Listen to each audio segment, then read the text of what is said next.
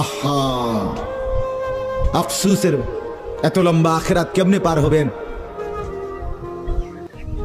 এত লম্বা কবরের জিন্দেগি কেমনে পার হবেন বলেন তো।